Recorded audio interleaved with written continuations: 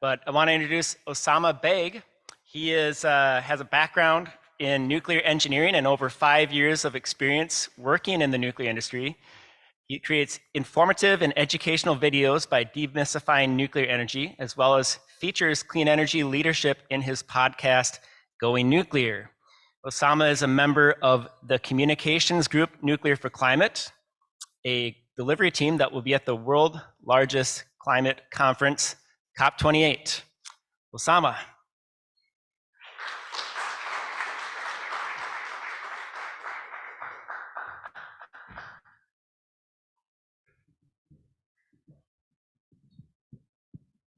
Hello, everyone. Thank you so much for this opportunity, Generation Atomic, Nuclear New York. So I really appreciate this opportunity, and I'll jump right into it.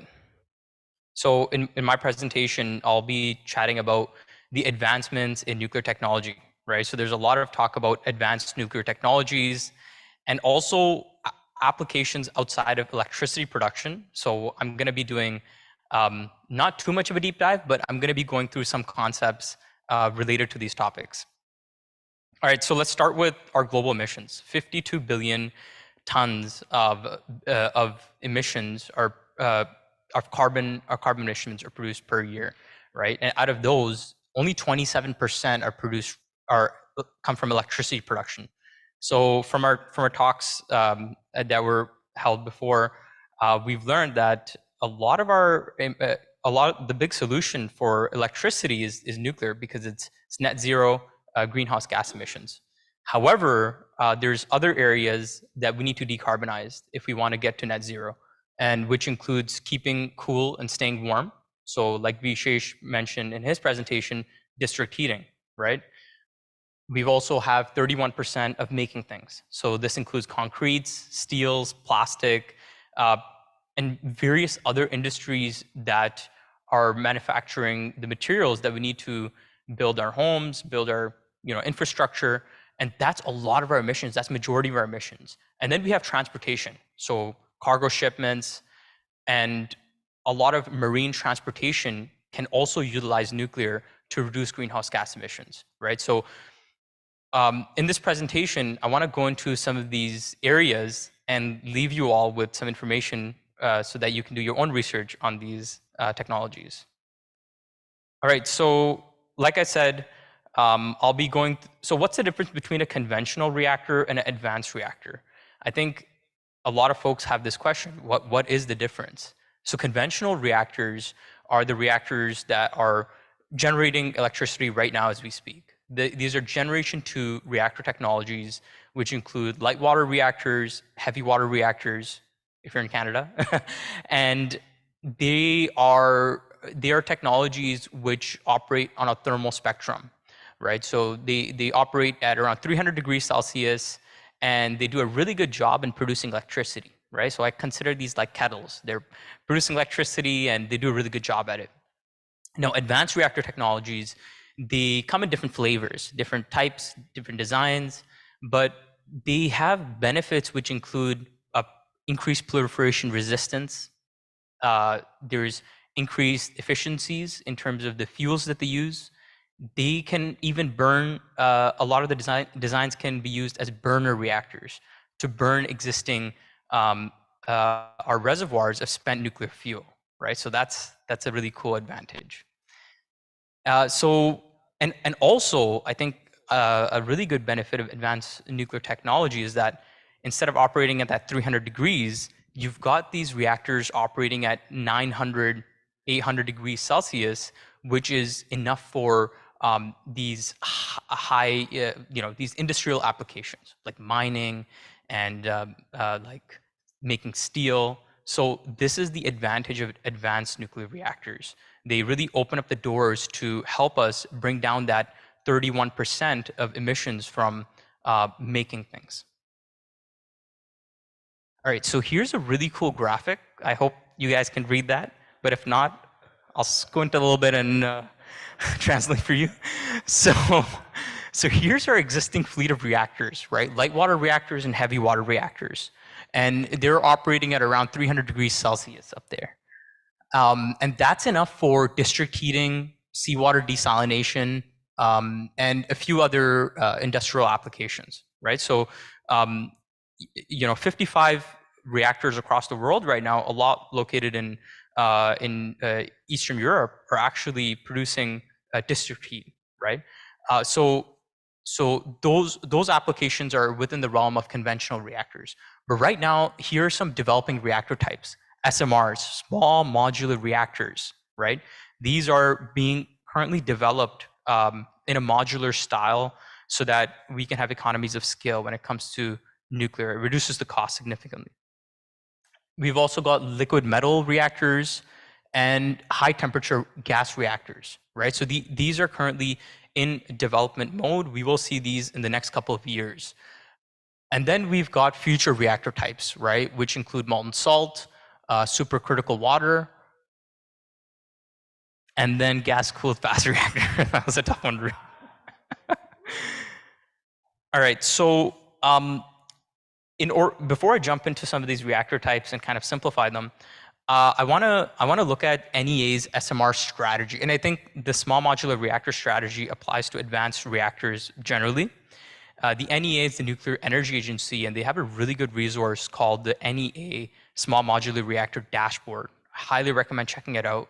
But in their strategy, they go through the different areas which need to be developed before a new reactor design can actually be implemented. So this includes like policy, you need the regulatory side of things, you need the legal frameworks and security.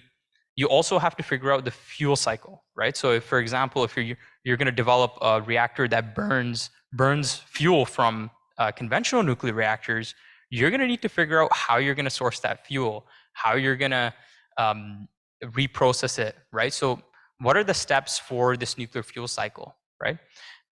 Then you have the supply chain and infrastructure, right? So a lot of new countries that are embracing nuclear, like in Africa and many other areas, they may not have that supply chain and infrastructure. How do you develop that, right? And then you have the talent pipeline, right? So I know Denaria really did a good job in talking about how that talent pipeline is developed. And we're seeing the retirement of coal power plants. This is a great opportunity for the nuclear industry to help redevelop develop people's expertise in this area. Public engagement, right? And then it needs to make sense on an economic way, right? So you've got all these applications, right? Like district heating, potable water, hydrogen, and synthetic fuels, but it needs to compete with fossil fuels, right? All right, so here are some of my favorite top advanced reactor tech. There's a lot more that each of them would need its own course to explain, but I'll go through a few of them just to give you a flavor of how these reactors work. Starting with the pebble bed reactor. This reactor type is a Generation 4 reactor type. It's the fuel is a trisul fuel. It's the size of a grapefruit, and it kind of operates like a gumball machine, right? So you've got these fresh fuel coming in, dropping in, and every day kind of cycling, right?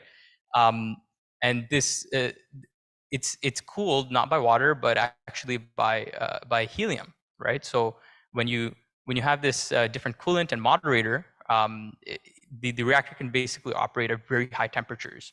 So right now in Canada, there's feasibility studies being done and development of a reactor type by X Energy, and they're looking at using it for dual electricity and process heat purposes. So this is a really cool technology that's being developed right now. Then there's also the molten salt reactor, right? So you got those salt shakers up there. So similarly, the molten salts are really interesting because the fuel can be liquid as well, right? So the fuel can be mixed in with the coolant and the moderator. And what's interesting is that this reactor can be used as a burner reactor. So in Canada, there's a company called Moltex. They're investigating the use of spent CANDU reactor fuel in these molten salt reactors, right? So there's There's a lot of R&D in this area that's ongoing, and it's a really cool proven technology, right? So like the United States has shown that this technology works, right? However, there needs to be additional investments. There needs to be some more research and development in this area. And then you've got the high temperature gas reactor. I got a chance to, when I went to Japan for an international conference, I got a chance to actually walk inside one of the world's only high temperature gas reactors, right? And I was really impressed. They're using it for hydrogen production. They're using it for various research.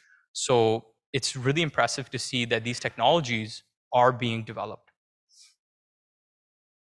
And then here's a huge list of some of the vendors that are doing the work, right? I mentioned a few, but there's an extensive list of vendors that are developing different types of reactors. And you may be noticing some of the names, recognize some of the names like Rolls-Royce, yeah, I'd recommend checking out the NEA dashboard if you're interested in learning more. This is the cover. You can find it online. And so I'll jump into some of the applications for these reactors, which, if you look at the global shipping industry, if it were to be a country, right, in terms of emissions, it would be up there, right below Japan in terms of emissions, right? So this is a significant opportunity for the industry, for the nuclear energy industry, right? Marine transportation, it's a proven technology. We have icebreakers, we've got submarines, and also various, I think there's around 200 small nuclear reactors that are operating right now in the world's oceans, right? So it's proven, it's safe, and there's a lot of benefits, right? You don't need to stop for refueling.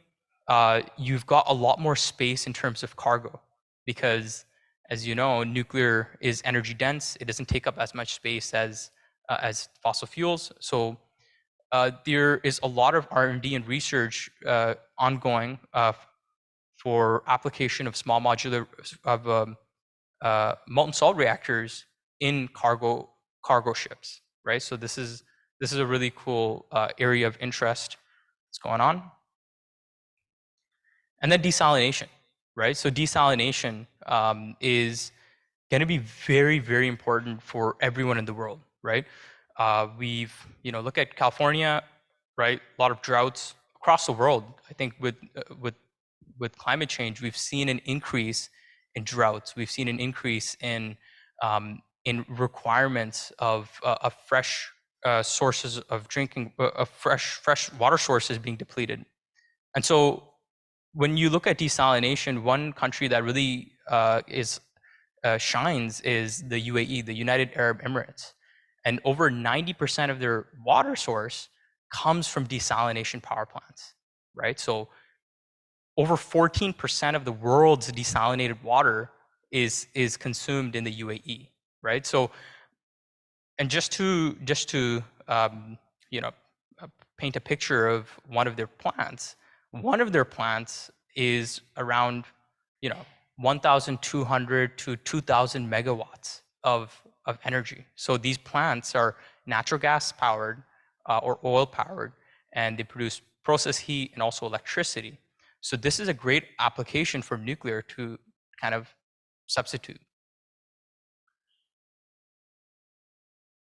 And then mining and refining of minerals, right? So mining is yet another really good application of advanced nuclear reactors because it's kind of operates like a battery. You've got a reactor, 20 years, you put it on a site, and it does its work, right? There's a lot of logistical issues with shipping in diesel to remote areas, and nuclear power really has some great advantages for remote mining operations and also remote communities, right? And yeah, just to end off, I think these are a list of some of the other applications that I think were spoken about in some of the other presentations, like hydrogen production, right? Hydrogen, who knows, may be the new future fuel source. And I think nuclear energy is a great way to produce the hydrogen. Then you've got synthetic fertilizers. In Indonesia, there's a lot of research going on as to how can we utilize Generation 4 reactors to make process heat to create these synthetic fertilizers. And then remote communities, right? I think the accessibility piece about nuclear energy is bringing power to those that really need it. So like if you go to the Arctic in Canada, a lot of remote communities are dependent on diesel, and they're looking at nuclear as an option because diesel needs to be flown into those communities per year, which sometimes doesn't make it, especially when the roads are icy. There's remote communities in Australia which also have issues when it comes to power. So I think that's another really interesting application. So there you have it. Hope you enjoyed this presentation, and hopefully this is a bit of an appetizer for you to go on and do your own research into these technologies. But appreciate your time. Thank you so much.